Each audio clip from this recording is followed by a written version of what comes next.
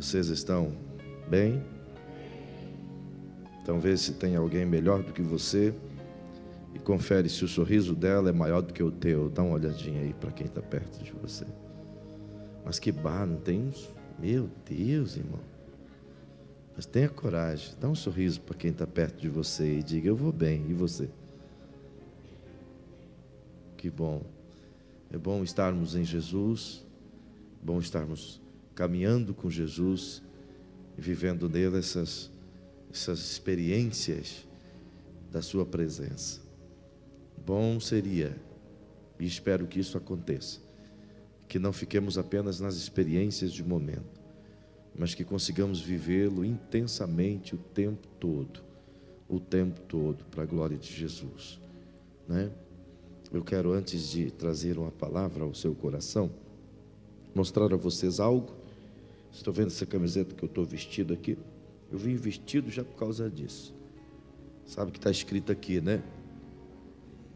I believe, não é Deus me livre, não. É I believe significa eu acredito. Isso aqui representa tudo aquilo que a gente vive, que acreditamos. Essa camiseta, na verdade, faz parte do ministério de evangelismo, onde o pastor Paulo foi hoje apresentado para a igreja nessa proposta da Caravana da Esperança. E os amados poderão adquirir essa camiseta, vai estar contribuindo com todo esse projeto. Ele já mandou fazer bastante, por quê? Evidentemente, para promover um trabalho tão grande, não só o pastor Paulo precisa viver, mas precisa ter mobilidade. E é de vários meios que nós estamos buscando recursos, preparando recursos. E um dos meios é este. E você pode adquirir essas camisetas não só com a pastora Márcia, mas tem aí embaixo também, já está aí, né? Tem vários outros slogans, também layouts de camiseta. E os irmãos adquirindo, vai estar contribuindo para que o projeto de evangelismo possa andar no nome de Jesus. São bonitas, são belas, cai bem, veste bem. Não vem com essa estrutura da frente, elas vêm mais fit. Isso aqui é história. O Eugênio tem muita história. Entende? Todo homem tem uma história. O Xande, então, nem se fala. História pra caramba. Por isso nós nos sentimos bem, mas tentando ficar sem história. Por isso você pode adquirir essa camiseta e abençoar esse ministério, onde iniciaremos já agora, né, pastor Paulo? No mês de março, as caravanas, né? Cremos que a primeira vamos fazer aqui no quarto plano, seguida Guaicuru, João Paulo, já tem uma agenda feita e é intenso o trabalho. Eu tenho certeza de que o Espírito Santo vai nos conduzir e nos dar recurso suficiente para realizar o que Ele pretende. Amém?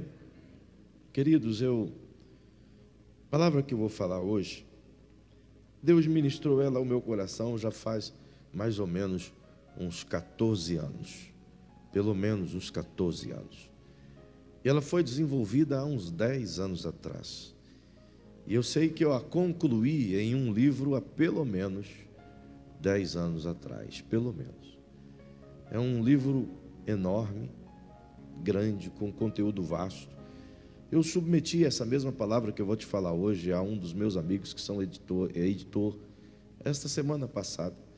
E ele me disse: pastor, o senhor vai ter que mudar teu estilo literário, é muito grande.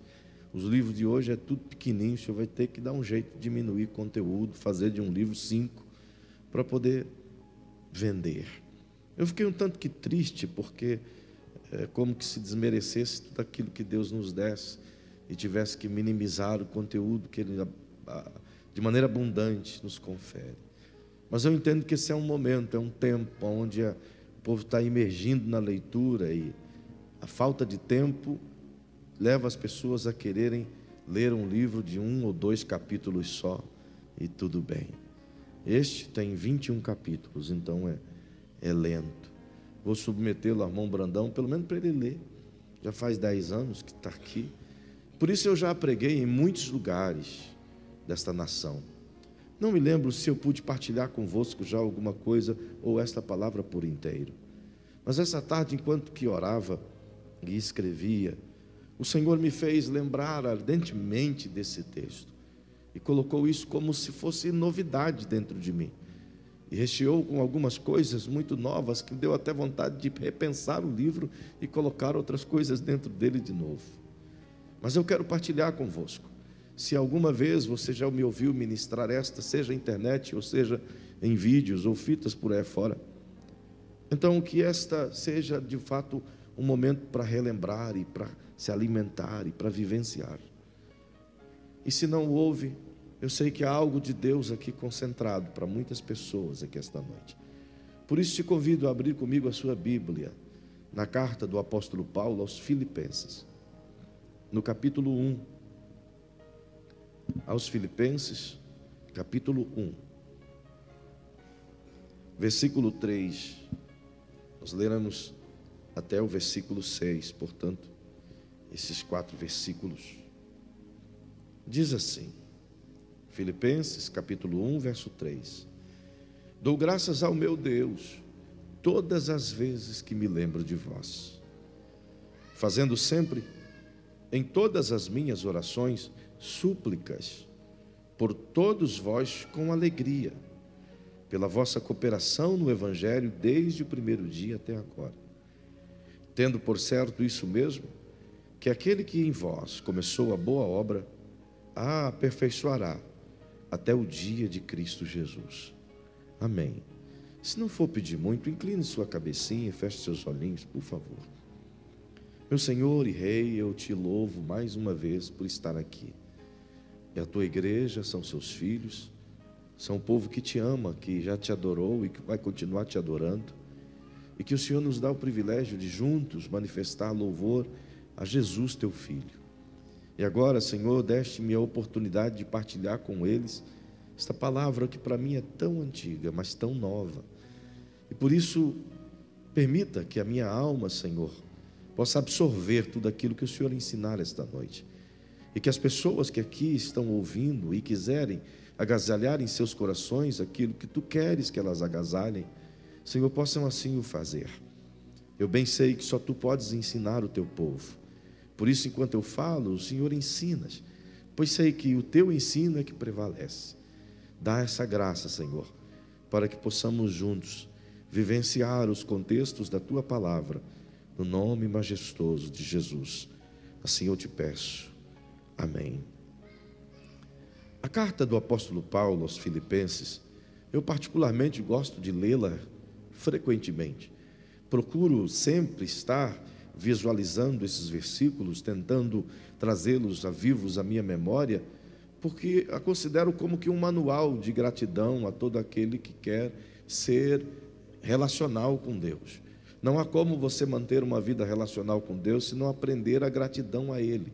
É impossível dirigir-se a Deus de modo relacional se não entendermos que tudo que somos, tudo que vivemos, tudo que respiramos vem de Deus. Então, para isso é necessário um sentimento de gratidão. Eu tenho até aprendido e também ensinado que a gratidão é que libera o favor de Deus. Todas as vezes que eu sou grato a alguém por algo que alguém o fez, automaticamente, ao essa pessoa receber a minha gratidão, é como se dentro dela acionasse um botão de liberação da gratidão.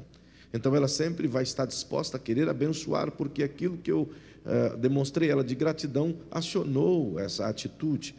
E ao contrário também é verdadeiro.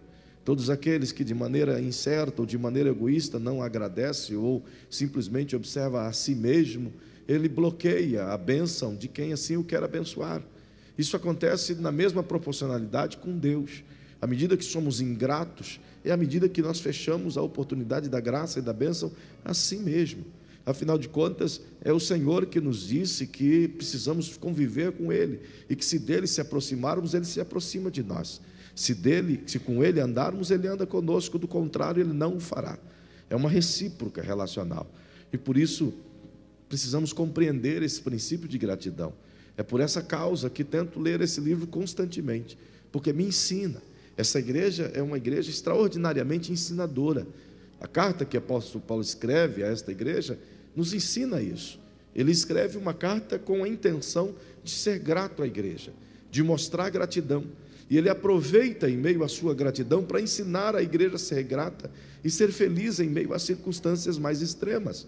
Perceba, que a igreja em Filipos não era uma igreja abastada financeiramente, mas era uma igreja bondosa, amorosa e grata a Deus por ele ter tido a misericórdia daquela cidade. Por isso, eles faziam de tudo para demonstrar essa gratidão por meio de ações. Corações gratos sempre vão demonstrar o seu sentimento por meio de atitudes e ações. E essa igreja assim o fez. Quando Paulo escreveu essa carta à igreja de Filipos, ele estava em uma situação desagradável, completamente triste, lamentável. Ele estava preso pela segunda vez em Roma, e desta feita sua morte já havia sido decretada. E, portanto, ele agora terá poucos meses de vida, já sabendo que irá morrer. Entretanto, mesmo com a morte decretada, o seu amor pelas pessoas, o seu amor por aqueles que por ele velavam, guardavam ele na prisão, perceba que ele continuava devotando o seu amor de forma absoluta, pregando o evangelho, sendo grato a Deus, sendo amoroso para com aqueles que de alguma maneira estavam ali para prendê-lo, embora não o tratassem com rudeleza, com dificuldades. Paulo, por ser já um homem de idade, era respeitado e amado, inclusive, pela guarda pretoriana, como ele mesmo afirmou, onde todos aqueles que lutavam ali e serviam o exército romano naquele período, procuravam trocar as suas diárias, os seus tempos de serviço, faziam negociações uns com os outros para prestar serviço onde Paulo ficava. É comum nas histórias de Eusébio de Cesareia de que os diálogos entre os próprios soldados acerca do tempo em que eles passavam na casa onde Paulo estava preso, eles dizerem que eram momentos maravilhosos de suas vidas. Eles se sentiam felizes e privilegiados pelo Senhor dar a eles o privilégio de estar com Paulo, um representante do Eterno, embora estes o tinha como prisioneiro. Isso é um fato. Eles se alegravam e trocavam seus turnos, só para estar fazendo turno nos dias na casa de Paulo.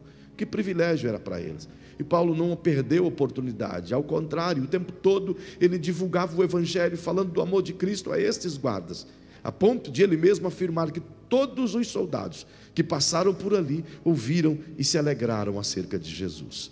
Que amor é esse extraordinário que move um homem à beira da morte, sabendo que vai perder a cabeça poucos meses depois a fazer tal coisa, a viver dessa forma, a amar dessa forma. Perceba que isso foi construído ao longo de quase 30 anos de história. Logo, entenda, esse homem não só viveu momentos maravilhosos em Deus, mas ele ensinou como viver momentos maravilhosos em Deus. E essa carta é uma prova disso. Uma vez que ele estava vivendo às margens da morte, aprisionado, embora, como disse, não estava em uma masmorra deplorável, como ele já havia passado por muitas outras nesse estado. Ele estava em uma prisão, uma prisão domiciliar, aguardando o dia da morte, porém, estava preso, não tinha liberdade de sair. Ao contrário, ele ainda almejava visitar alguns irmãos em outros lugares, mas ele sabia que não ia dar certo, ele sabia que não ia acontecer isso, que ele iria morrer, afinal, já tinha sido decretado sua morte.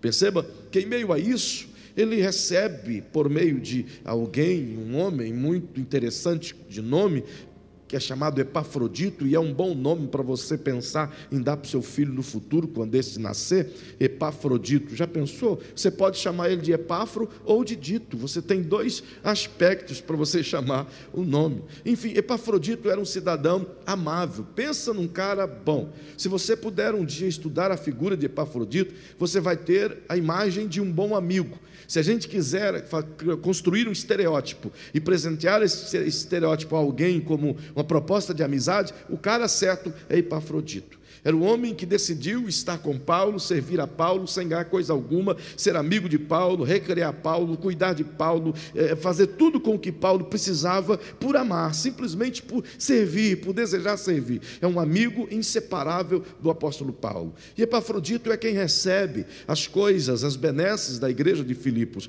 Esta, sabendo que o velho apóstolo estava preso e sem recursos, e não poucas vezes, do que ele ganhava, ele mandava para outras igrejas mais pobres. A igreja em Filipos se reuniu na pobreza que eles tinham e fez uma grande oferta e passou mensalmente a enviar ofertas em dinheiro, e nessa ocasião enviam não só ofertas em dinheiro, mas muita comida, muitas roupas, para que Paulo pudesse enviar a igrejas mais pobres da Ásia e outras também de volta de Jerusalém. Perceba que quando ele recebe essas ofertas todas, eu olho para o texto e eu vejo Paulo nessa mesma cena, vendo aquele monte de comida, de dinheiro, de roupas que chegou para ele, e Epafrodito ali separando, olhando. Eu fico imaginando Paulo velhinho, e pelas imagens que nos é demonstrada através das histórias de Eusébio e de outros historiadores, ele já era um homem velho, bem verdade, mas o seu corpo, segundo diz, era esguio, era magrinho, bem enrugado, ele não tinha cabelos, era um homem meio que quase corcunda, com o nariz pontudo, era um homem assim, com essa fisionomia, mas embora com uma fisionomia, um rosto de firmeza, mas ele era um cara extremamente amável, ele era o oposto de tudo. Ao mesmo tempo que ele era um homem duro, ele era extremamente amável. Ao mesmo tempo que ele era ferro, ele era cera. Ele conseguia trazer a doutrina de maneira firme, mas conseguia abraçar as pessoas de maneira amorosa. Por isso ele agradava tanta gente. Ele não poupava quando tinha de chamar a atenção, e você sabe disso. É o Paulo, quando era mais jovem, que com o seu pastor e seu amigo Barnabé, ele teve uma pequena no meu modo de dizer, mas a Bíblia diz uma confusão, um bate-papo meio alterado, de tal maneira que eles disseram um ao outro: não vamos caminhar mais juntos. E quer saber, Paulo disse: você vai para um canto, eu vou para o outro. Por conta de quem? Por conta de um jovem chamado Marcos, que havia abandonado Paulo quando esse mais precisava. E agora o Marcos disse: eu quero ir de novo. Paulo disse: comigo você não vai não, tu é frouxo, tu para no meio do caminho, comigo você não vai não. Ele era o tipo de homem que ele não poupava palavras, ele não media o tipo de palavra que ele ia dizer, mas depois que ele falava, ele corria lá e abraçava, beijava, cuidava. Era Paulo. E quando velho, da mesma forma, ele fazia do mesmo jeitinho. As pessoas o amavam porque ele era sincero, ele era leal, ele era verdadeiro.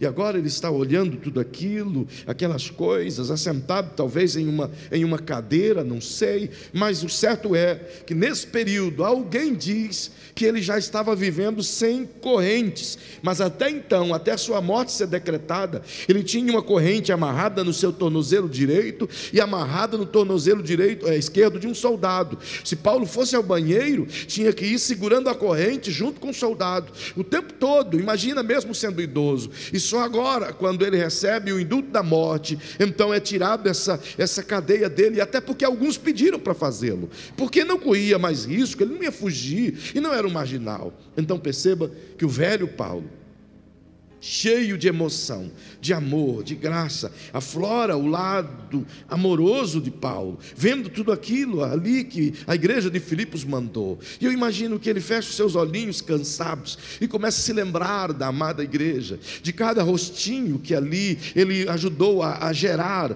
Ele começa a se lembrar dos irmãos de Filipos, como eles fizeram aquela colheita toda, como eles juntaram aqueles recursos todos, e como eles tinham dificuldades e necessidades, mas das suas necessidades, eles tiraram ainda valores e enviaram para quem eles consideravam com maior necessidade ainda. Perceba que a memória de Paulo leva a cada rosto que ele conseguiu se lembrar, que ele conseguiu trazer a memória do que tinha pregado a esses. Então ele decide escrever uma carta, e ele chama Epafrodito para que essa carta pudesse ser escrita de gratidão. Ele escreve justamente para agradecer a igreja por quanto esses benefícios que ela mandou de bom grado a ele, e ele aproveita para dar lições maravilhosas de gratidão e de vivência em paz em meio à guerra. Esses sabiam que ele estava preso e que ele iria morrer, então ele escreve uma carta de conforto em meio à sua gratidão, mas também de consolo, sabendo que aquelas pessoas iriam ficar tristes com a sua perca,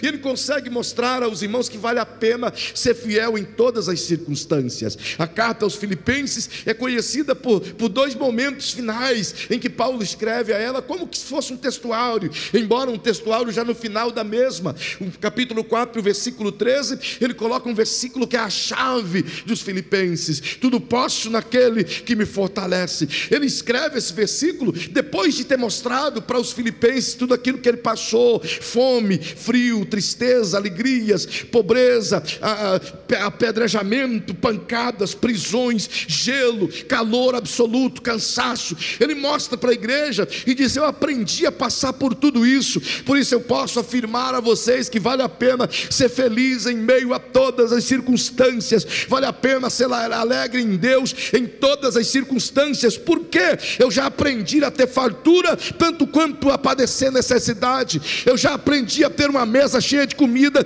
mas já aprendi a passar dias sem comer, eu já aprendi a dormir em uma cama quente, mas aprendi também a dormir sem roupa nenhuma, eu já aprendi, ele está dizendo, e nada dessas coisas da vida tiram aquilo que está ardentemente dentro de mim, do que é alegria no Espírito Santo. Ele está dizendo: por isso eu posso todas as coisas daquele que me fortalece.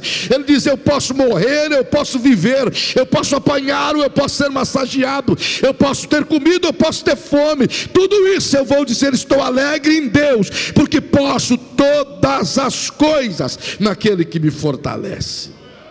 É uma lição que ele dá.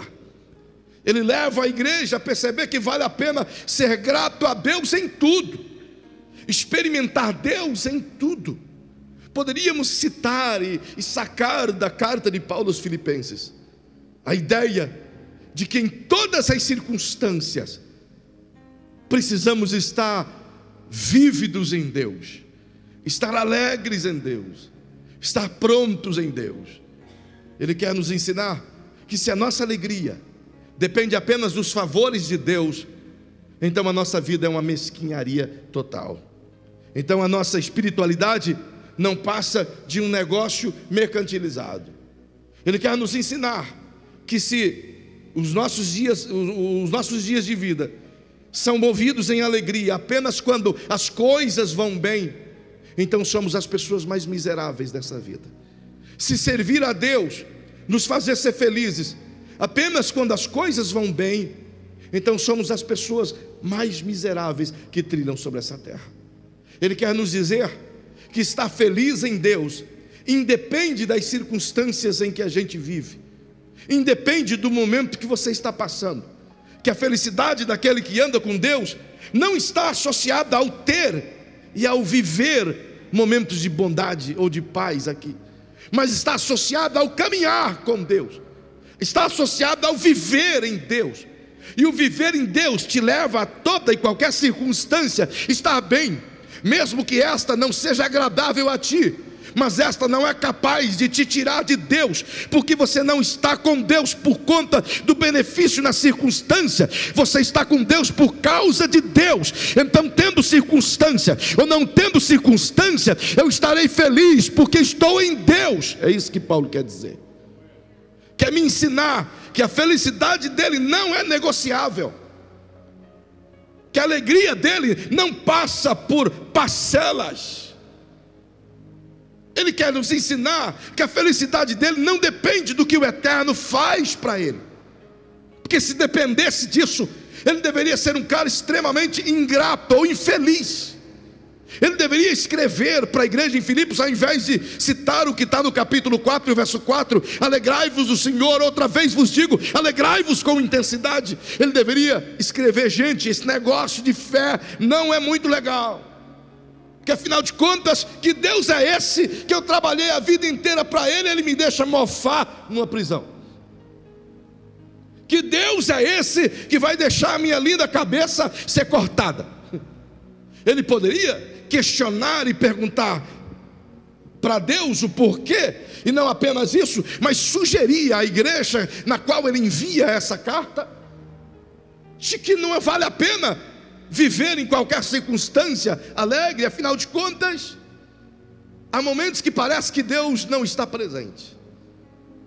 O que Paulo ensina é que a sua vida é a prova viva de que em todo o tempo, no alto e no baixo, na chuva ou no sol, no frio ou no calor, na fome ou na abundância, o que preserva a minha alma é o meu relacionamento com Deus e não as coisas que me cercam.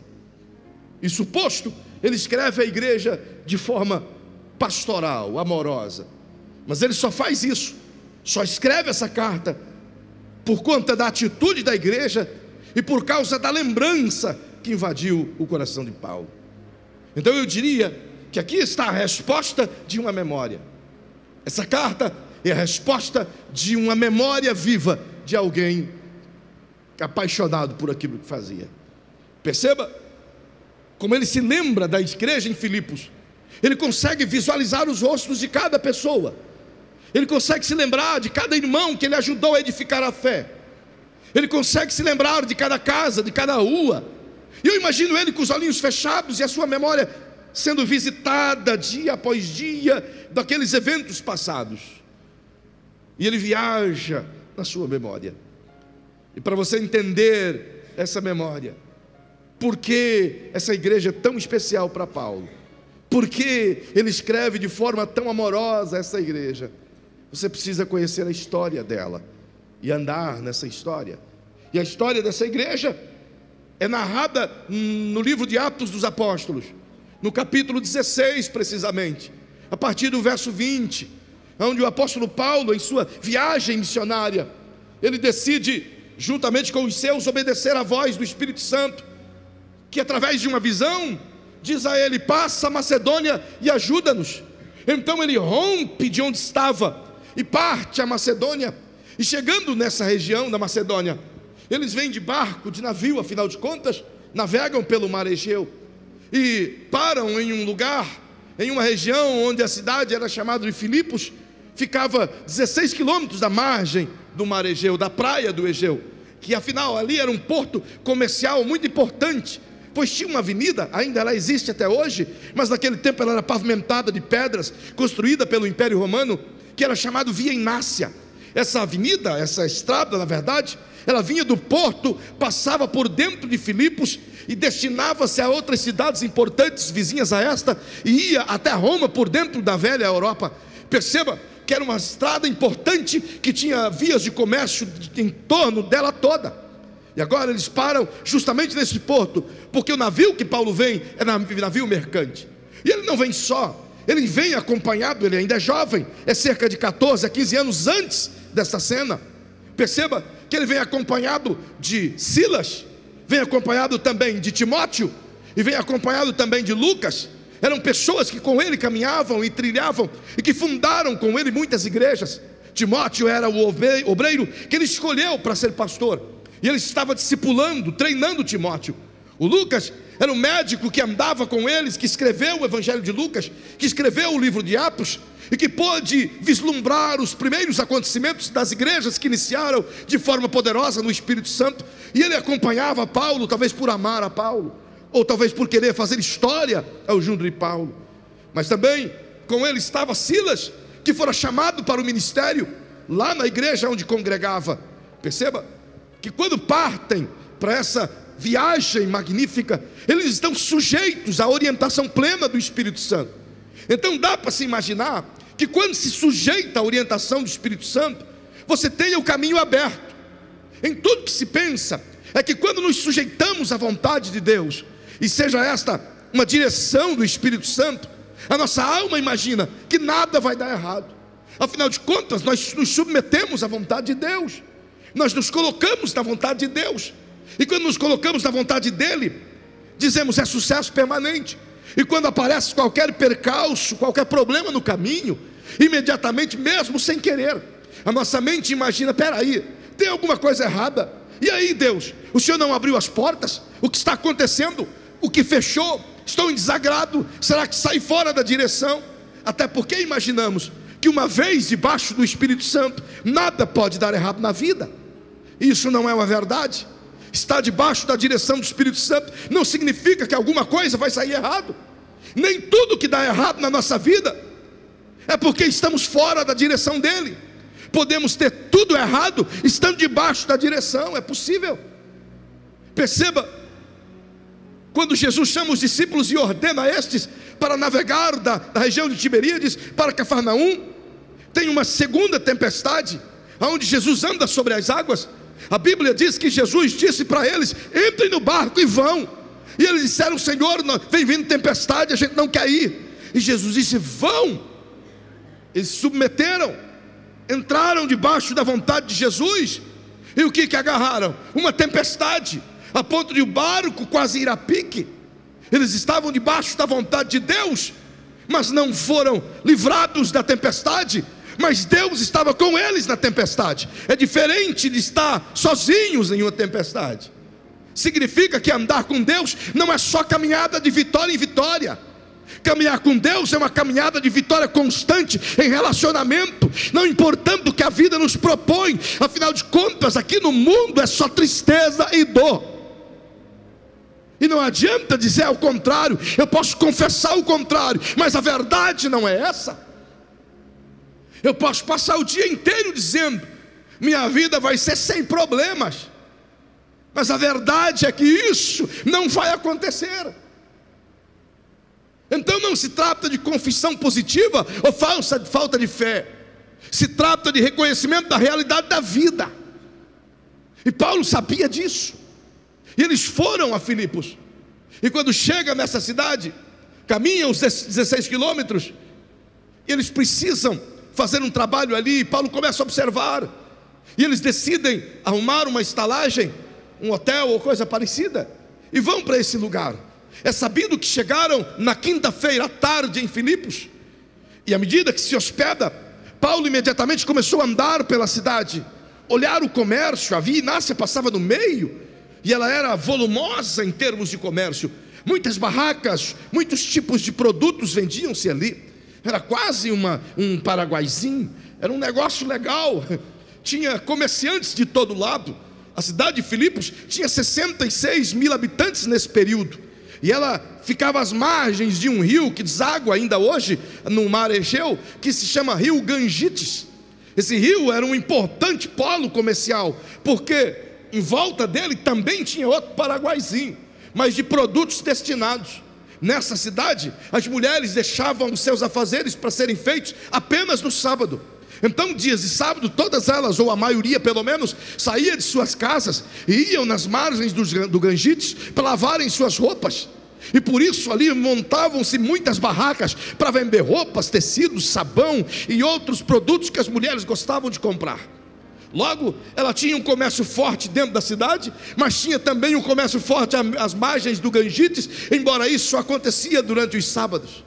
E Paulo chega na cidade e vislumbra aquele comércio poderoso, e ele diz: aqui é um bom lugar para pregar. Nós vamos estabelecer bases evangelísticas. E ele fez uma estratégia e disse: vamos arrumar um jeito, e dia após dia nós vamos marcar a cidade em pontos de oração. Ele mapeou a cidade, e há indícios de que pelo menos 5 pontos de oração ele estabeleceu, de acordo com o mapa da cidade. E todos os dias eles iam nesses lugares em específico orarem. Um dia oravam na região norte, outro dia fechava a região sul, outro dia a região oeste, e assim por diante.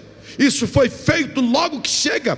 Mas logo no primeiro sábado, um dia depois da sua viagem, ele sabe que o lugar de concentração é o Rio Gangites. Então ele decidiu ir lá. Perceba que Paulo é estratégico. Ele sabia que o coração mais maleável para o evangelho não é de homem, é de mulher. E ele precisava estabelecer uma base rápido. E ele sabia que as margens do Gangites tinha milhares de mulheres fazendo os seus serviços. E ele decidiu ir para lá. É sábado pela manhã. Ele chega e prega o evangelho e faz uma cruzada ali. E as pessoas ouvem o evangelho. E de imediato uma daquelas comerciantes que lá estavam, que tinha sua barraca de vendas lá, uma senhora que tinha um shopping center de tecidos, chamado Lídia, ela se converte a Cristo. E à medida que ela se converte a Jesus, ela imediatamente no mesmo sábado pergunta para Paulo e aos companheiros dele: onde é que vocês estão hospedados? E ele diz: estamos no hotel tal. E ela diz: ora, eu sou uma mulher abastada, eu tenho uma casa enorme, eu tenho um comércio vasto, eu vendo linho fino e especiarias, eu tenho condições de hospedar vocês. A minha casa é grande, ela tem muitos quartos, e além de quartos, a minha casa tem um cenáculo, um grande cenáculo em cima, e vocês podem se hospedar na minha casa. E quer saber mais? Pode fazer reuniões evangelísticas na minha casa. De imediato Paulo se alegra, afinal de contas a igreja começa na casa de Lídia, e ela vai agora sendo a porta que Deus abre para começar a pregação. Indo à casa dela, residindo ali, Paulo entende que ele não pode ser pesado. Ele entende que ele tem que ajudar nas despesas domésticas. Então ele executa o seu ofício. Ele compra couro, compra tecido e faz tendas. Enquanto ele trabalha na tenda, ele ensina, e enquanto ele ensina, ele trabalha na tenda, e foi fabricando tendas. E o seu combinado com Silas e os outros companheiros era que de manhã ele fabricava a tenda, à tarde ele evangelizava. E enquanto ele fabricava a tenda, Silas e os outros estavam evangelizando. E quando ele ia à tarde evangelizar, os outros vendiam a tenda. Era assim que eles faziam. E o tempo todo, entre evangelho e trabalho, foram ganhando as pessoas. E passando pela Via Inácia, cruzando a cidade, um dia de grande volume de comércio, as pessoas andavam para lá e para cá, e de repente, os amigos, os 4 eu imagino, embora os outros 2 não apareçam na cena, simplesmente pelo fato de ou estarem vendendo tendas, ou estarem um pouco mais atrás da caminhada, Paulo e Silas estão caminhando na Via Inácia, e de repente eles ouvem uma voz bacana, de uma jovem também bacana, e que fala palavras também bacanas. E essa jovem grita em alto e bom som e diz: oh, são esses homens, eles são servos do Deus Altíssimo, eles vieram anunciar a grande salvação. Não é uma boa palavra? Para quem está chegando em um lugar para pregar, desconhecido, e diga-se de passagem, Filipos tinha o mesmo credo que Éfeso, estima-se que igualmente a Éfeso, Filipos tinha cerca de 3.000 estátuas nas ruas dedicadas a deuses. Então era uma cidade extremamente idólatra.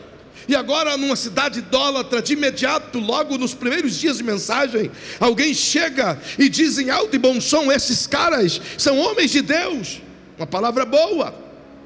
Eles ouviram isso, Paulo ouviu isso e continuou sua caminhada. Não deu importância no primeiro dia. No outro dia ele passa novamente pela mesma região. A mesma jovem se levanta outra vez, e de voz forte ela grita a mesma fala, faz a mesma publicidade. Entretanto, Paulo não escuta. Eu imagino que isso aconteceu não por menos de 10 dias. Até porque a Bíblia diz depois de muitos dias. Muitos na Bíblia é pelo menos mais de uma semana. Perceba que ao menos 10 dias isso aconteceu consecutivamente. Onde eles estavam, lá vinha essa moça falando tal palavra, como que acalentando o coração dos apóstolos, como que mantendo a alma deles afagada. Entretanto, nesse dia especial, ao caminhar e Paulo escutar isso, ele para em meio à multidão e deixa ela se aproximar. E ela se aproxima falando, profetizando, dando palavras bonitas. Se fosse hoje, ela já tinha uma igreja, e grande por sinal, está na TV. De modo que, à medida que ela se aproxima, Paulo olha para trás, e sem nenhum medo, sem nenhuma hesitação, imediatamente ele olha para ela e diz: em o nome de Jesus Cristo Nazareno, te ordeno, sai dela. Qualquer outro diria: o senhor está louco? Ela está fazendo publicidade para nós. Mas Paulo sabia que ela estava possessa de um espírito maligno que os gregos chamavam de Deus Pitom, o Deus da adivinhação. Pitom tem um corpo de homem, rabo de serpente, cabeça de serpente. É um bicho esquisito. E eles, segundo os gregos, se apossavam das pessoas e revelavam o futuro dos outros. Quando os líderes dessa moça descobriram que ela estava possessa desse espírito, eles montaram uma espécie de cadeia de arrecadação, um sindicato, e começaram a cobrar por consultas. Ela ficava possessa, então eles cobravam taxas, e as pessoas ouviam as mentiras desse espírito maligno, e esses caras foram enricando por conta dessa bobagem. Perceba que isso já vinha há muito tempo, e eles estavam em volta dessa moça. Afinal, elas eram o futuro de suas vidas. Imagina, portanto, esses caras hoje fazendo campanhas na TV para ter: ligue já, aproveite, ligue já. Enfim, ela ia imediatamente ser a resposta para muitas questões que as pessoas propunham ter. Entretanto, Paulo não se importa com isso, ordena que seja liberto, e é liberta imediatamente. O espírito maligno sai dela e vai embora. Só que aqueles caras perceberam de imediato que ela não mais profetizava, que ela não mais falava bobagem ou coisas verdadeiras. Então entenderam, e eles sabiam que aquilo era possessão, entenderam que a sua fonte de lucro fora tirada. Tudo aquilo que eles ganhavam às custas da sua escravidão foi perdido agora. Então eles pensam consigo mesmo: construímos e vem alguém em apenas uma fala e destrói o nosso mercado, o nosso negócio. Então tomam a Paulo e Silas e perguntam: por que vocês fizeram isso? O argumento desses, é claro, é a libertação da jovem. E pregam o evangelho de Jesus, anunciam Jesus com veemência ali mesmo na rua. Entretanto, a multidão, guiada, inspirada por esses caras, se enfureceu e tomaram a Paulo e Silas e levaram como que meio a explosão de raiva e ódio, e tentaram matá-los, até que houve intervenção. E a intervenção chegando, prenderam Paulo e Silas, porque o comércio entendeu que eles eram uma ameaça popular e queriam tirar a venda deles. Isso aconteceu também em Atenas, por conta que Paulo prega que Jesus é o único Senhor. Aconteceu também em Éfeso, porque ele prega que Diana dos Efésios é menor do que Jesus e ela nem existe. Então tentaram prendê-lo também, por conta de que tiraram o lucro daqueles que faziam estátuas. Logo entenda que Paulo está acostumado com esse tipo de coisa. Então levam eles aos dois únicos magistrados que havia na cidade de Filipos, e diante destes, que afinal de contas são romanos com grecos romanos, aliás, e estes por sua vez ouvem o povo e ouvem também a Paulo e Silas. Mas como não atender o povo? Afinal de contas, Paulo e Silas está de passagem, e o povo mora ali, e era gente que tinha cacau, grana. Então perceba que os magistrados disseram: vamos dar a pena para esses homens, vamos mandar prendê-los, vamos açoitá-los, e se passar pelos açoites e sobreviverem, amanhã decidiremos o que fazer. Então tomaram Paulo e Silas, os dois homens de Deus, guiados pelo Espírito Santo, debaixo da direção do Espírito Santo, e levaram para um lugar onde eles chamavam de Areópago. Alguns discutiam nesse lugar. Lá embaixo tinha uma espécie de um tronco ao meio, amarrado, grande, fincado no chão, aliás, e em volta desse tronco 4 outros troncos que formavam um quadrado. Colocavam argolas fixadas nesses troncos pequenos. O ao meio era o lugar de liderança. Então levaram esses dois homens lá para baixo e tiraram suas roupas, deixaram eles seminus. E agora a ordem dos magistrados era para que eles fossem punidos com açoites dos mais variados. Perceba que a ordem do juiz era para que dessem varadas, e eles converteram varadas em açoites. O juiz dizia: executa tal pena, mas o escrivão é que colocava a pena que deveria ser executada. Se a ordem era apenas varadas, os escrivães escreviam açoites. Quando escreve a palavra açoites, dá uma ampla liberdade de suplício. Pode açoitá-los com vários tipos de ferramentas, até que eles morram ou sangrem até morrer. Então tomaram esses dois, e aquela multidão toda gritava por sangue. Era o jeito de punição, e a ordem foi dada. E amarram Paulo e Silas nos troncos, de joelhos ao chão, com as mãos assim em argolas. E tudo que eles têm agora é a esperança em Deus, e saber que eles estão prontos para apanhar, debaixo da direção do Espírito Santo. Agora pergunte para quem está ao seu lado: você está pronto para viver a angústia debaixo da direção do Espírito Santo? Essa proposta não é agradável para quem espera conviver com Jesus. Mas nunca teve uma propaganda diferente desta. Nunca. Em todo o tempo a propaganda do Evangelho nunca foi diferente desta. Jesus mesmo começou a sua propaganda dizendo: quem quer vir após mim, negue-se a si mesmo, tome a cada dia a sua cruz e siga-me. Ele não fez uma propaganda diferente. Ele não disse: quem quer vir após mim, venha que eu vou melhorar a tua vida em 100%. Ele não fez essa propaganda. Venha que tu está solteiro, tu vai casar. Venha que tu não tem casa, eu vou dar uma casa, minha casa, minha vida para você. Venha. Ele nunca fez esse tipo de propaganda. Ao contrário, ele diz: olha, eu vou separar você do seu pai.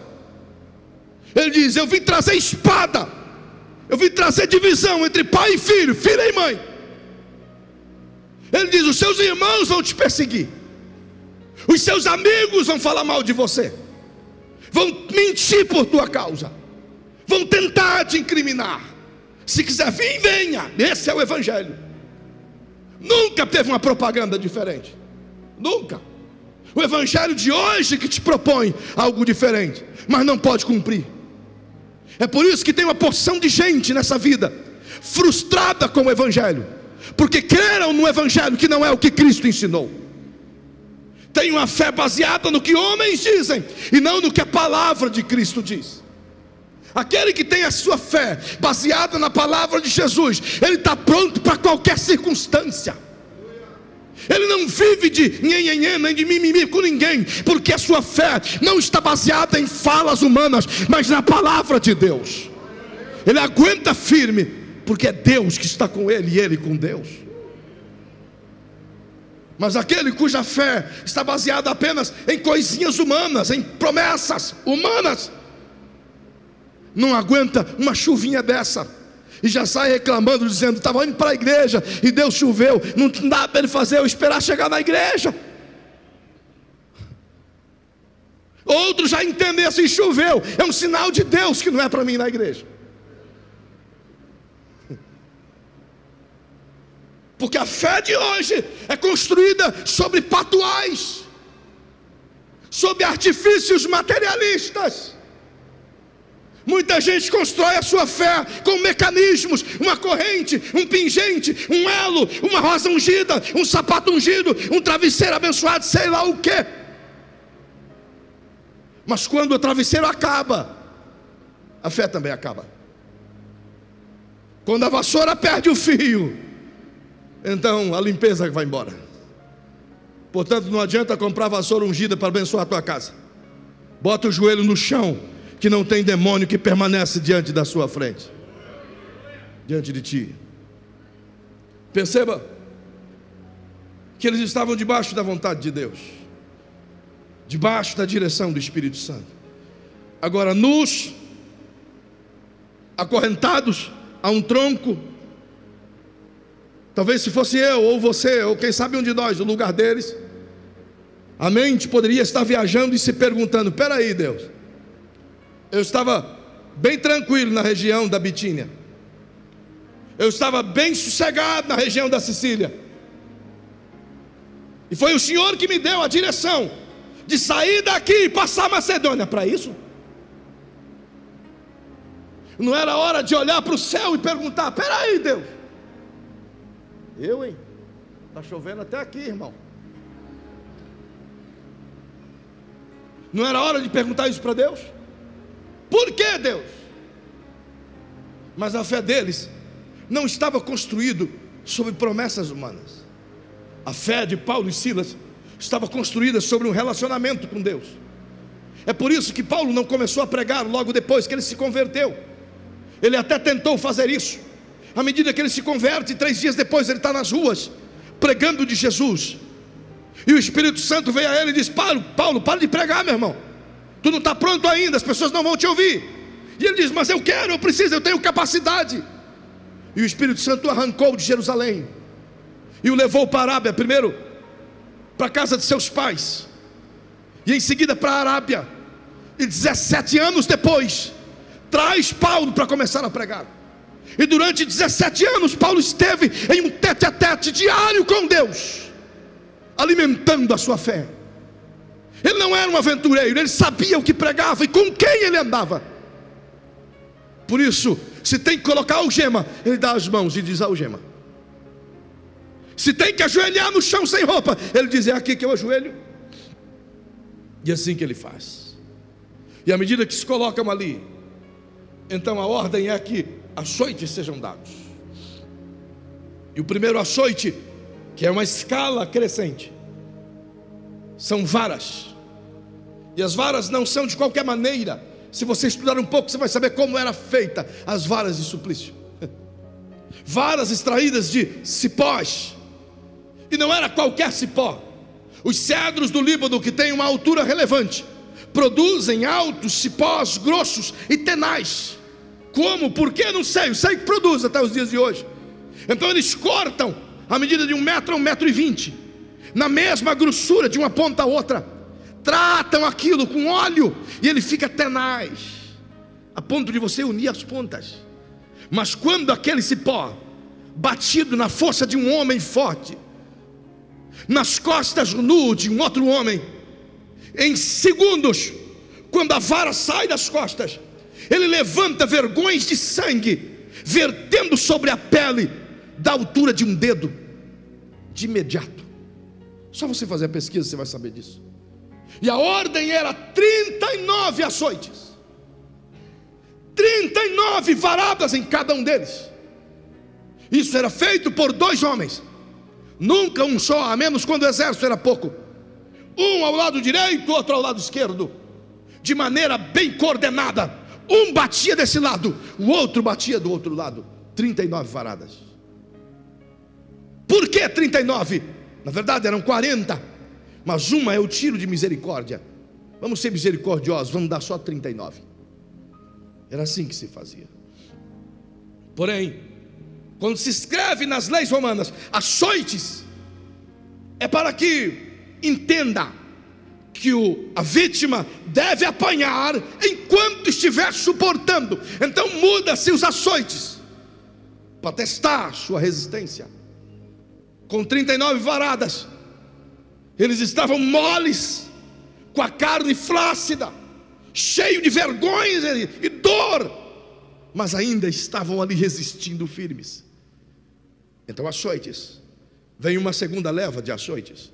O algoz é que determina qual é a ferramenta agora que vai ser usada. Então tomaram para Paulo e Silas o que historicamente é chamado de azorrague, que é um instrumento com um cabo de aproximadamente 50 centímetros, bem feito, bem atrelado à ponta desse cabo, fios de couro cru, especialmente feito para isso, trançado em 4 pontas, cada uma das 4 que sai do cabo. 4 vezes 4, em alguns casos dá 16, em outros casos a trança, quando é com produtos mais leves, tipo osso, as tranças são com 3 fios cada. Mas quando colocam lâminas de aço, então eles colocam 4 fios, por conta do alcance que elas abrem.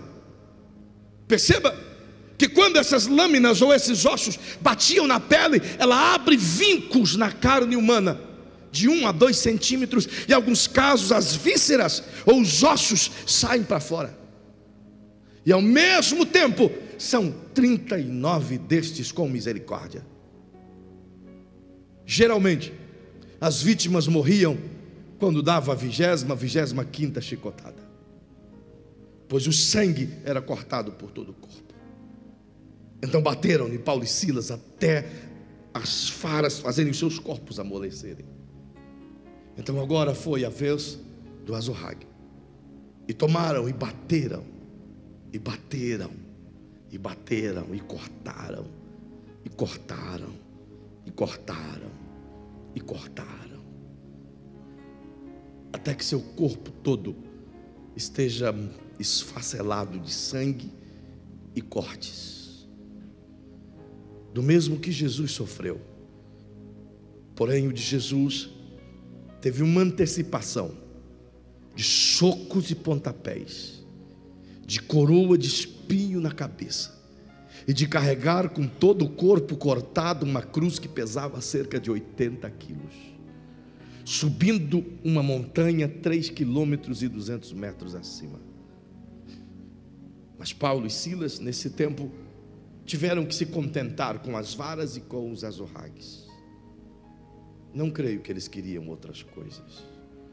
Quando os tiram dali, sabem que eles não vão resistir, sabem que eles irão morrer. A ideia era essa, que morreram por causa do castigo.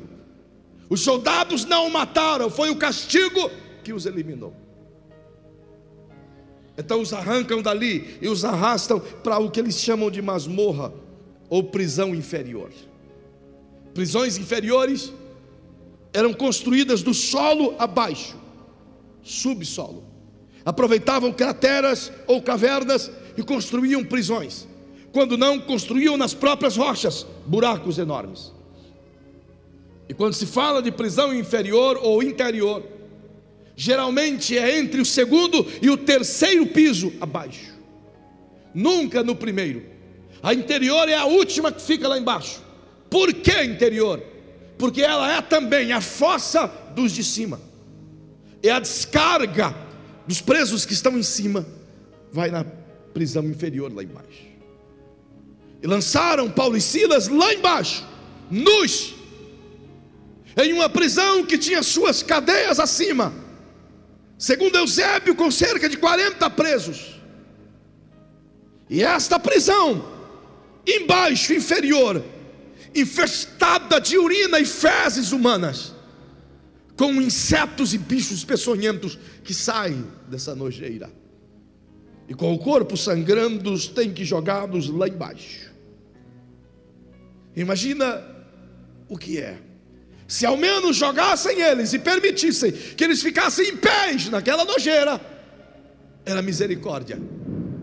Mas desceram lá e pegaram um tronco, e o tronco é firmado no chão e não é colocado sobre as canelas.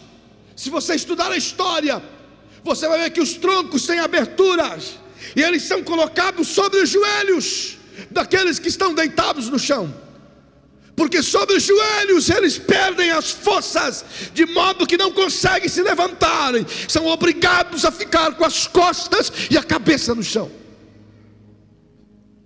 Agora imagine as costas sangrando, deitados no meio da urina e fezes humanas, convivendo com aquele odor. Seus corpos já estão tão emputrecidos de dor, que estão quase que congelados de tanta dor. Não há palavras. Enquanto estão sendo conduzidos, não há palavras. Mas quando são colocados ali embaixo, e os soldados saem, então tudo que resta é a escuridão da prisão, o mau cheiro e a zombaria das pessoas em cima. E esses homens, depois de algum tempo deitados ali, recuperam o fôlego de alguma maneira. E eu imagino que Paulo tem o prazer de consolar Silas, e Silas da mesma forma tem a força de consolar o pastor Paulo. E em meio a isso, eles decidem orar, e oraram o dia inteiro. Como Paulo não era egoísta, eu tenho confiança no que eu estou dizendo, que ele não estava orando aqui na prisão por causa dele. Isso aconteceu por volta do meio-dia a 1h. Eu imagino que ele, deitado ali junto com Silas, começa a orar: Senhor, olha para o Timóteo que está lá em cima, Senhor. Olha para o Lucas que ficou lá atrás, Senhor. Olha para a igreja em Filipos, daqueles que nós já ganhamos para Ti, Senhor. Por isso ele diz aqui na sua carta: eu dou glória a Deus todas as vezes que eu me lembro de vocês. E todas as vezes que eu me lembro de vocês, disse ele, eu oro a Deus com súplicas e ações de graças.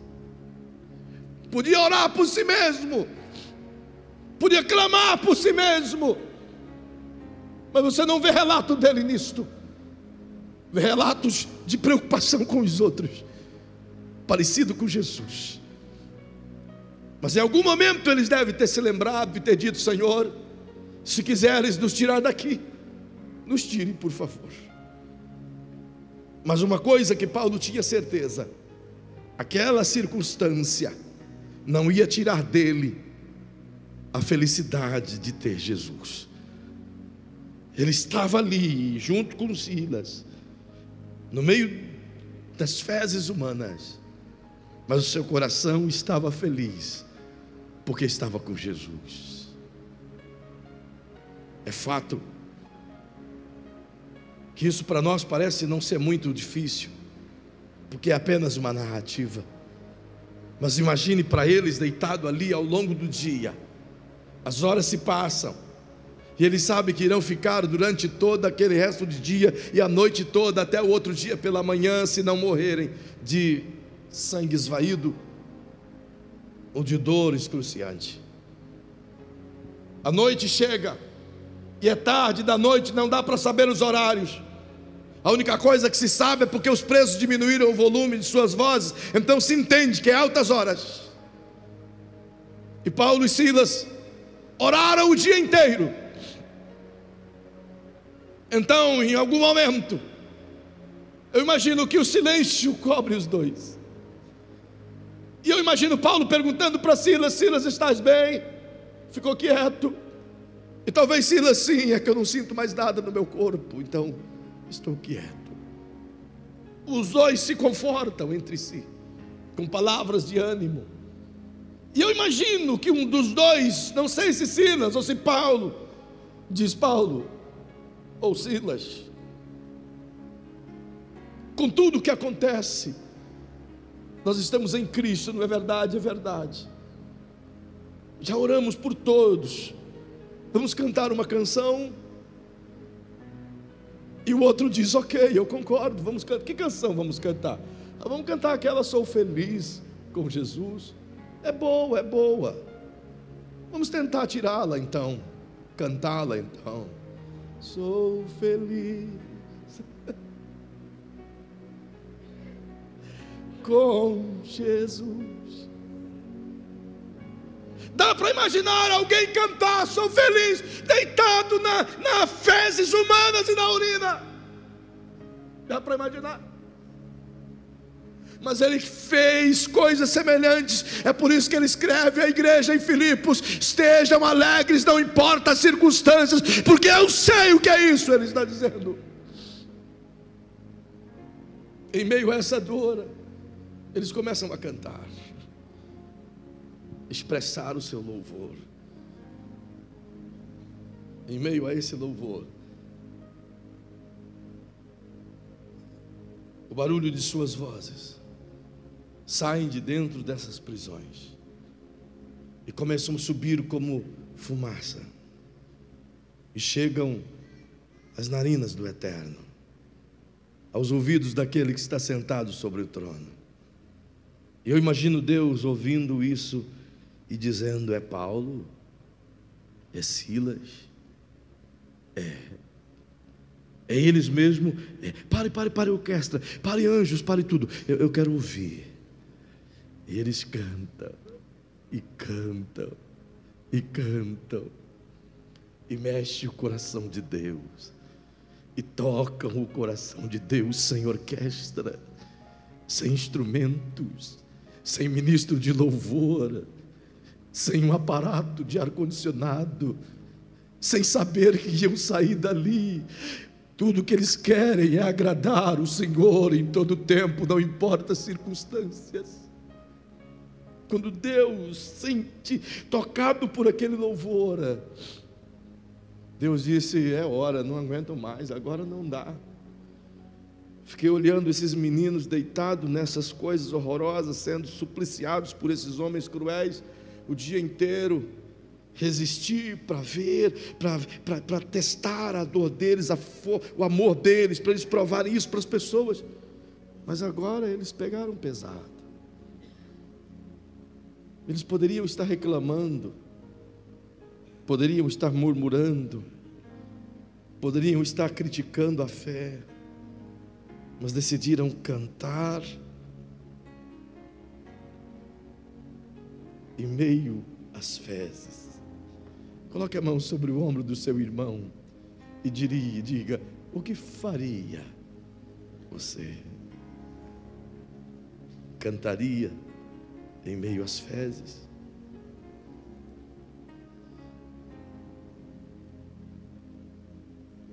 A morte, tua companheira, a dor deitada junto com você. Eles decidiram cantar a Deus. Quando eu olho as histórias de Paulo e Silas, eu vejo que ela se repete sempre. Que ela se repete sempre. Não poucas vezes ela se repete sempre. Eu conheci um homem chamado Jacob. Ele foi queimado vivo no Mali. E ele disse-nos, com o corpo todo enrugado, parecendo um monstro. De um lado o rosto é limpo, mas desse lado é tudo enrugado, tudo queimado de óleo quente.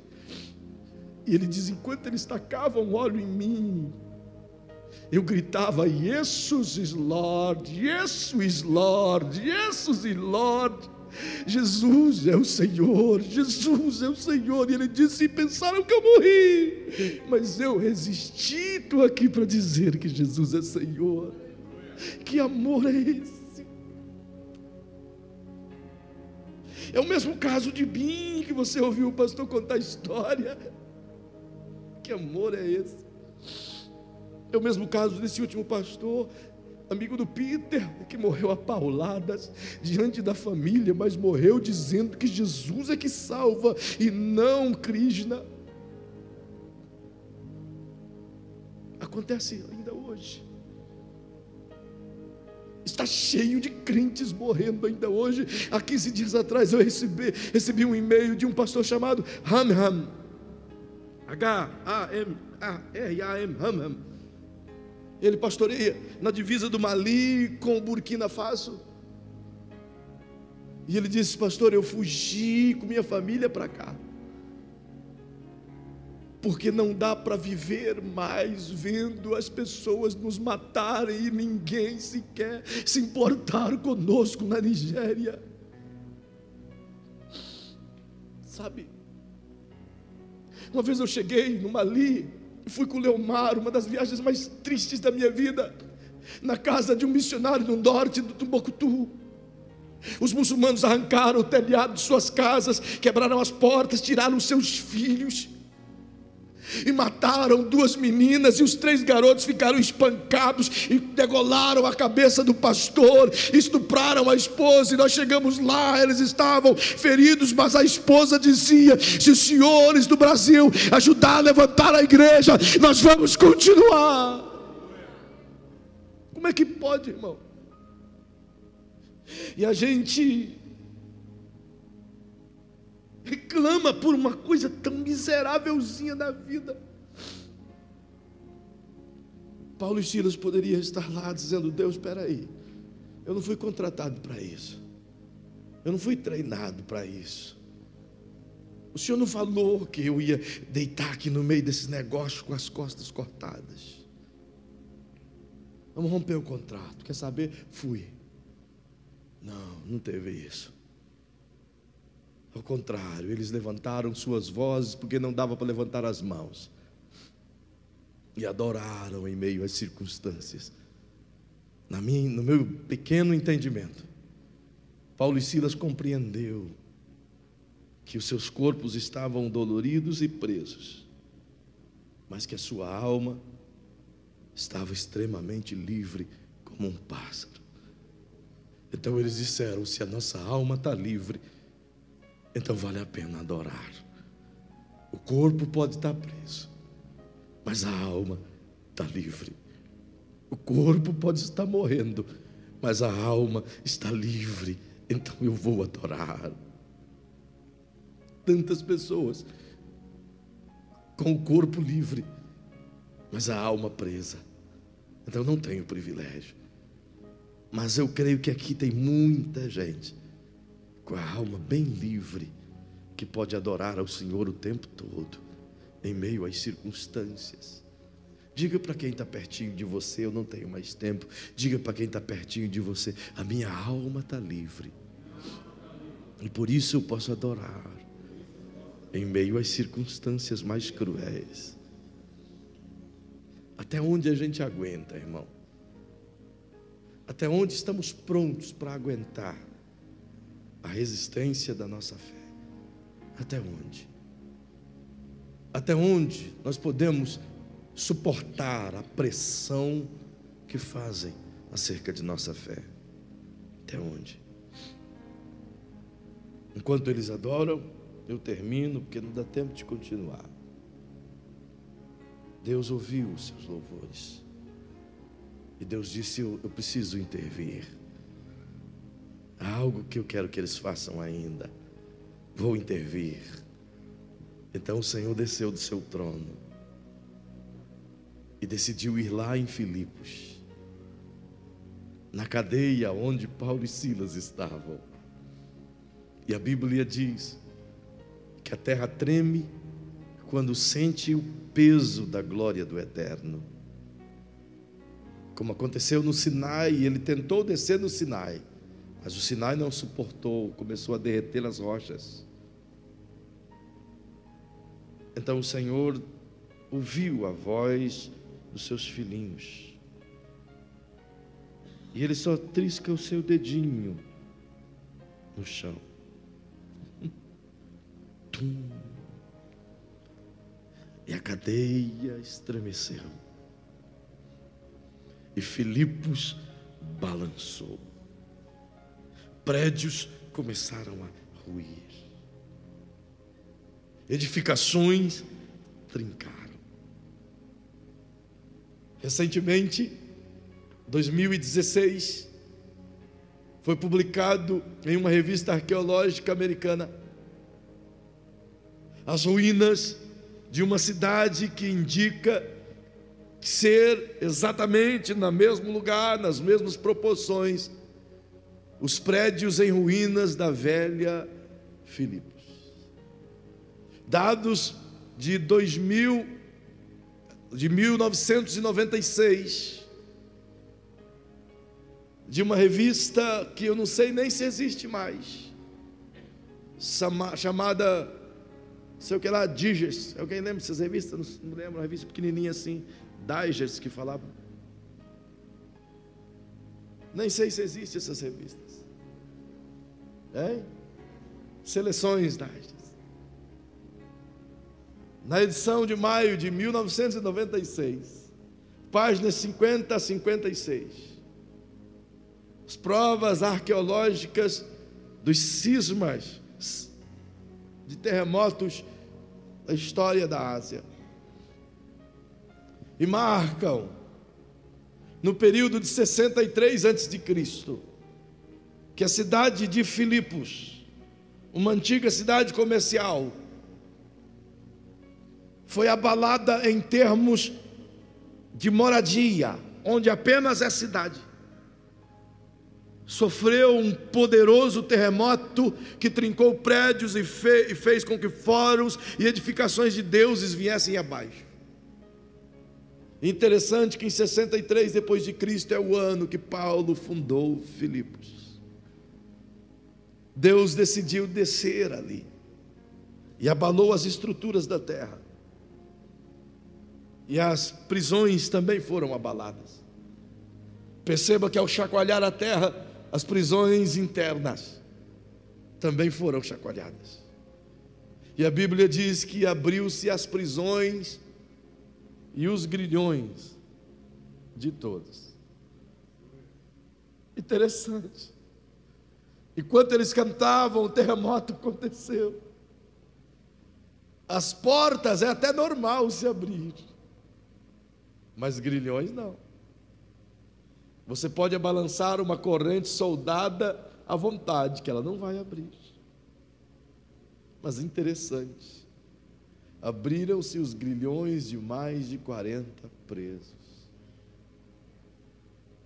Esses caras, enquanto Paulo e Silas oravam, eles começaram zombando, depois passaram a ouvir Quando eles começam a cantar, o ouvido desses caras estão atentos àquele louvor. Era quase meia-noite, é hora de preso estar dormindo, mas eles estavam escutando. Escutavam os louvores que saíam de Paulo e Silas, e enquanto os louvores eram cantados, as suas mentes se perguntavam: ou esses caras são completamente loucos, ou o que eles estão cantando tem uma verdade.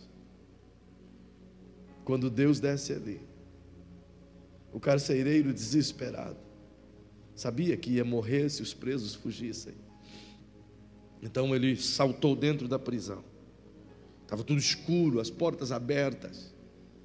Então ele sacou a espada, e é honra, ele disse: é melhor eu me matar do que morrer nas mãos dos algozes. Quando ele sacou a espada, Paulo e Silas já estavam em pé, pois o tronco saiu. Viu que ele estava no andar de cima com a espada para se matar. Então gritou: ai! Não te faça mal nenhum. Por que não? Porque nenhum preso daí de cima, nenhum preso daqui de baixo saiu. O que faz um preso que sabe que vai morrer, com as mãos livres e as portas da prisão abertas, permanecer dentro da cadeia?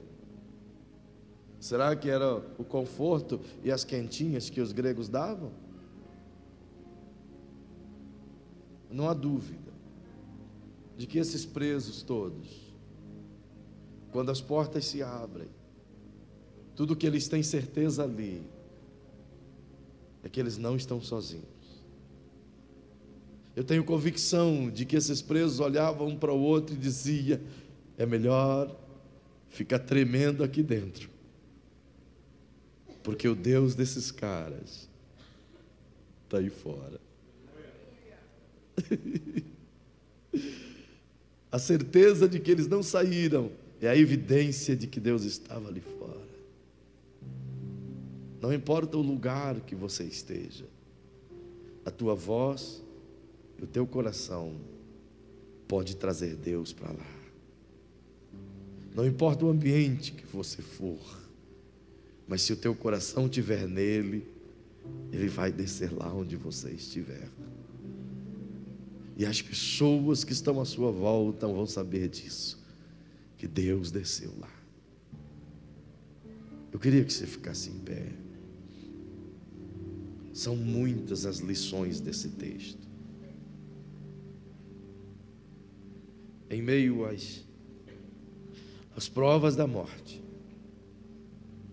eles poderiam ir embora. Eles poderiam largar tudo. Poderiam murmurar. Poderiam questionar a sua fé ou o seu Deus. Mas ele sabia em quem eles acreditavam. Ele sabia que o seu Deus não foge a uma luta, não os abandona em meio à batalha. Quando tudo estiver ruim e te convidar a reclamar, se lembre de Paulo e de Silas. E ao invés de reclamar, louve. Quando a sua boca se encher de ira, louve. Quando seu coração se encher de raiva, louve. Quando tudo na sua vida te convidar a desistir, louve. Louve. Coloque a mão sobre o ombro de quem está pertinho de você. Diga para essa pessoa: querida, está apertado. Louve. Diga: está difícil a vida. Louve. Está se sentindo só na vida. Louve. Diga: está doendo o teu corpo. Louve. Louve. Só o louve. Enquanto você o louva, enquanto você o louva, ele trabalha. Enquanto você o adora, ele trabalha por você. Você não está vendo, mas ele está quebrando grilhões. Você não está vendo, mas Ele está trabalhando em sua volta. Você não está vendo, mas Ele está olhando para você, está te ouvindo, está te acompanhando. Você não está só. O caminho da tempestade diante dele é um caminho de paz. Então, entrega hoje seu coração a Ele. Entrega hoje suas ansiedades a Ele, suas lutas a Ele, e o louve, o louve, o louve. Eu me lembro disso tão real, e eu quero orar com você nessa circunstância. Quando Deus me deu essa mensagem, meus filhos eram pequenos, a minha esposa com lágrimas nos olhos, e eu lembro disso como hoje. Ela media 25 ml de leite numa mamadeira e completava com água. Durante meses fizemos isso. Eu esperava pão de padaria, o cara deixar lá seco, ou para ir dar para alguém, ou para vender por centavos, porque é o que a gente podia comer. Um dia minha filha pediu uma bala para ela, e ela disse, ela só queria uma bala, só uma bala, e a gente não podia dar. Ela está aqui. E quando eu fui falar com Deus isso, Ele disse, meu filho, me louve. Eu digo de barriga vazia. Ele disse, louve, louve. Então tudo que nós fizemos durante 6 meses foi levantar as mãos e dizer, te louvaremos, Senhor. A mãe dela podia buscá-la a qualquer momento, mas ela decidiu também comigo se calar e louvar, independente das circunstâncias. Por isso eu também posso dizer a você, eu já aprendi, eu sei quem tem quem eu grito. Por isso eu posso te afirmar, eu sei que você está passando por situações difíceis, talvez não financeira, mas de conflitos internos. Então eu te convido a se jogar nos pés do Criador e louvá-lo. Deixa Ele trabalhar por você, deixa Ele guiar os seus conflitos a conquistas. Se essa palavra em algum momento endereçou a vida de alguém, e você sabe que você precisa sim de uma resposta, e a resposta de Deus para você é agora, me louve quando tudo te convida a reclamar. Eu te convido a você sair do seu lugar. Sim, hoje eu te convido a você sair do seu lugar e vir aqui diante desse altar. Eu quero orar com você aqui. Eu quero ser o Silas, com você sendo Paulo. Ou eu quero ser Paulo, com você sendo Silas. Sim, eu quero te ajudar em oração. Eu quero te ajudar em oração. A tua luta não é só tua. Deus está vendo tudo isso. Em algum momento o chão vai tremer. Enquanto essa canção é cantada, eu te convido a você sair do seu lugar e vir aqui e dizer, Deus, não vou te pedir, só vou te louvar. Tu sabes já, só vou te louvar. Tu sabes. Tu sabes. Não importam as circunstâncias. Tu sabes, diga para Ele. Adorarei.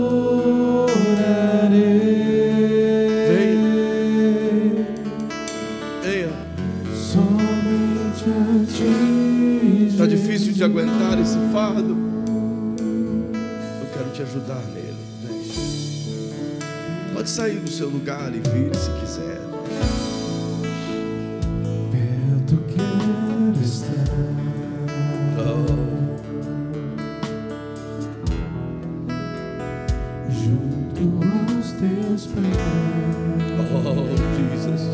Eslog. Pois prazer maior não há. Estou esperando por você. Que me render e te amar. Se há alguém aqui esta noite que quer entregar o seu coração para Jesus, sai do seu lugar e vem para cá agora. Vem. Está cansado de lutar sozinho? Sai do teu lugar e vem para cá. Vem. Ele vai agarrar você pela mão. Ele vai te mostrar. Ele vai te mostrar. Sai do teu lugar. Eu quero orar com você e por você. Só você sabe o quanto você tem chorado sozinho. Não, você não está sozinho. Ele está com você. Ele está com você. Oh, Ele está com você. Apenas servo, teu amigo me tornei. Feche seus olhos, feche seus olhos. Toda a igreja, feche seus olhos. Te louvarei. Mesmo na prisão, Senhor. Não importa. Mesmo na dor, Senhor. Mesmo na perda. Mesmo quando tudo está dando errado.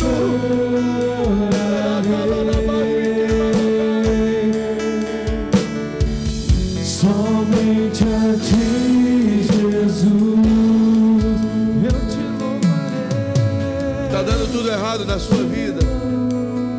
Sai do seu lugar. Vem para cá. Tem tido inúmeras decepções nos últimos dias da sua vida. Sai do seu lugar, vem para cá. Vem, eu quero orar com você. Quero te ajudar em oração. Vem, vem. Somente a ti, Jesus. Essa prova não é para você morrer, é para você testemunhar. Essa prova, esse vale não vai te matar, vai te fortalecer. Ele vai te ajudar a ir além. Ele é fiel. Ele é fiel, Ele é fiel. Feche seus olhos. Você que não precisou vir aqui porque está bem, eu queria que você se aproximasse de alguém e colocasse a mão sobre o ombro desse alguém e ajudasse esse alguém também em oração, mesmo que ele esteja bem. E eu peço a pastores, pastoras, irmãos, se você puder colocar a mão ao ombro do seu irmãozinho que está aqui perto, orar com ele, junto com ele. Se tiver de chorar, vamos chorar juntos. Eu quero ser o Silas junto com você. Você é Paulo.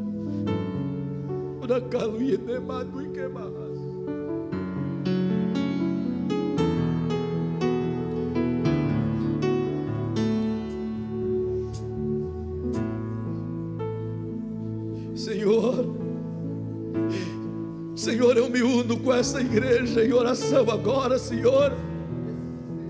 Eu me uno com eles porque sei que eles te entendem, que o Senhor entende cada um deles. O Senhor tem ouvido cada lágrima que cai no chão nas madrugadas de pessoas que estão aqui, Senhor.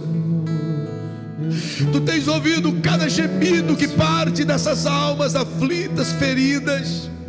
Tu tens ouvido. Tu tens ouvido.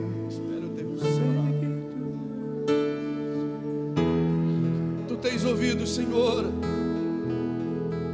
cada gemido que sai.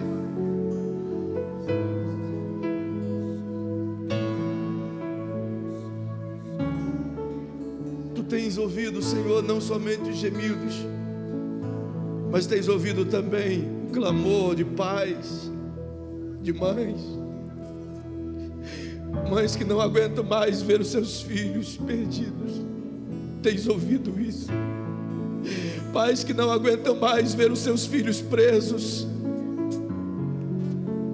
Filhos que não aguentam mais ver os seus pais na bebida, na miséria, na mentira, no pecado. O Senhor está vendo isso.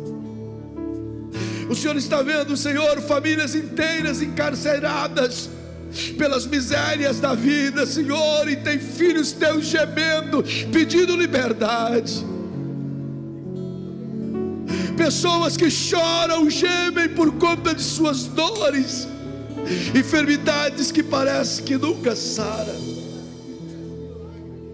conflitos imediatos que roubam a paz, circunstâncias que os fazem chorar e sentir a dor da perca.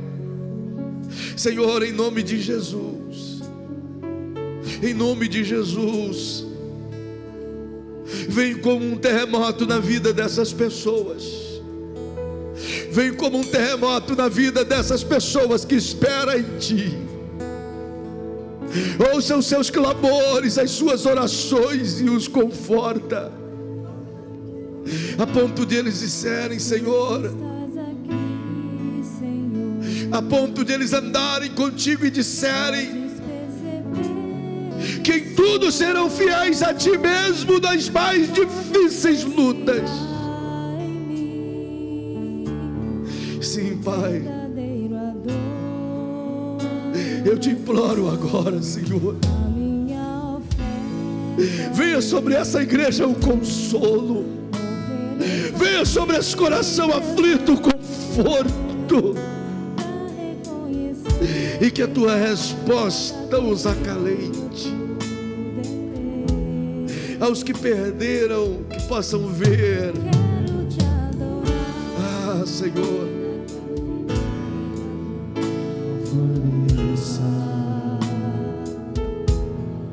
quero me alegrar, mesmo se o dinheiro me for. Tu és Senhor absoluto sobre tudo. Eu sei que eles irão vencer. Eu sei que eles irão vencer, Pai. E que a Tua vitória, Senhor, seja grande na vida deles. Eu Te peço agora, no nome de Jesus, se você puder dar um abraço bem forte em alguém, esse abraço paterno, materno, amoroso, e declarar a essa pessoa de forma abençoadora, diga para ela: você não está só nessa luta, o Senhor está com você. O Senhor está com você e Ele vai te tirar daí, Ele vai te tirar da prisão, Ele vai tirar desse problema, Ele vai tirar você, Ele vai te ajudar, Ele vai. Ele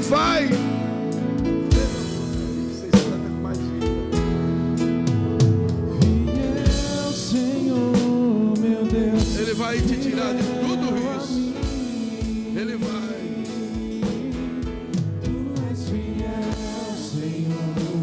Que o Senhor te abençoe, te guarde, te encha de paz.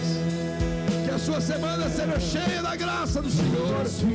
Cante, não murmure, adore, não murmure.